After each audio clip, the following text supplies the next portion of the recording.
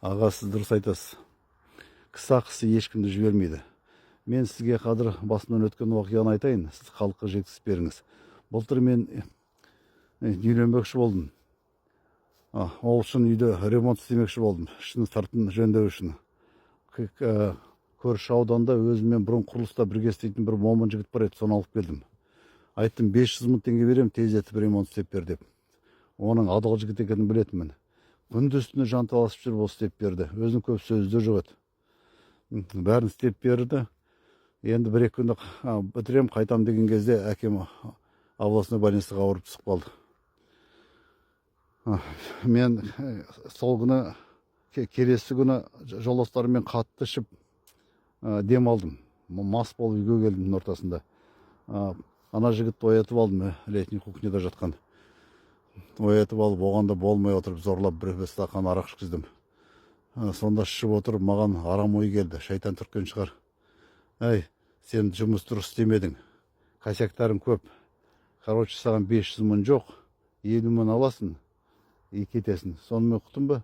Егер де бір жерде дыбысын шығарсаң, соны мен сен жанын шығарам, келгенің деп кеудесінен екі рет ұрып жібердім. Ол жігіт бүктеліп қалды, жақсы деп.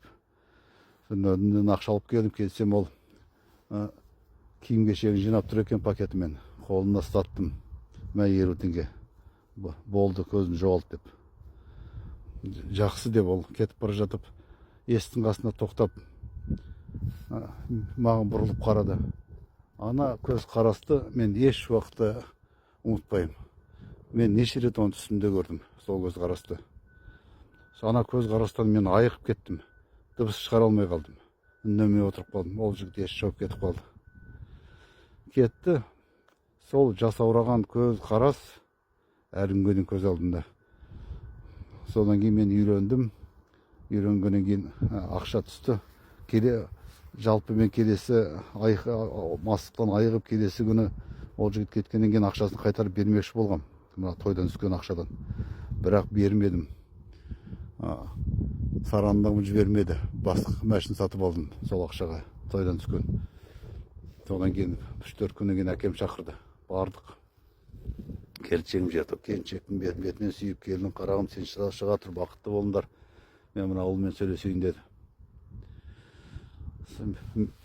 Әке, тыңдап тұрмысыз деп едім.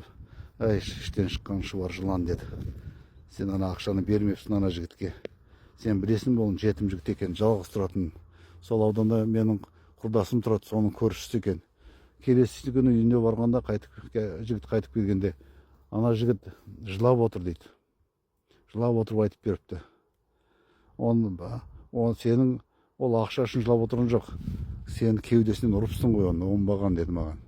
Мен ана жерде жүрегім сылқ етіп жерге түсіп кеткендей болды. Міңгірледім, мас болыппын деп. Әй, оңбаған, сен білесің бе? Аллах тағала жәбірленушінің көз жасын кешірмейтін. Ол өзің ойлашы, кетіп бара жатып жылады ғой, жылап кетті ғой. Жетім бала, жәбірленуші жігіт, кісі ақысы, ер азамат.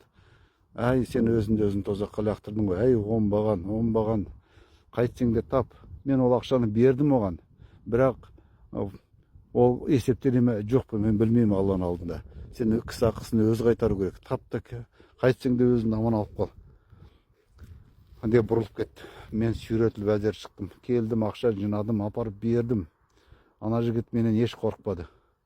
Бетіме тура қарады, көзіме тура қарады. Мен төмен қарадым. Ақшаны алмады. Бұрылып кетті. Мен мені кешір деп жүгіріп бардым. Алдына тұрып алдым. Ол кеудемнен итеріп жіберді.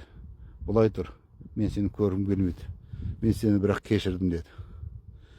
Сол соңғы рет кеткен кездегі оның есіктің қасында тұрып, көз жасаурап маған қарағандағы көз қарасы әлі күнге дейін көз алдымнан кетпейді. Не болды дейсіздер ме? Әкем қайтыс болды. Одан кейін әйеліммен айырылыстым, екеуміздің мінезіміз жараспады. Одан кейін аварияға ұшырап, больницаға өзім түстім. Машинаны тігуде қалмады, сатып алған. Осылай, кісі ақы деген осылай болады. Осыны жеткізіңіз, мен атымды атамай қойыңыз. Атайым десеңіз де сізге рұқсат. Бірақ халыққа айтыңыз, біреу болса біреуге пайдасы тиер деді. Мен әрине атын атағам жоқ, бірақ аманатын жеткіздім.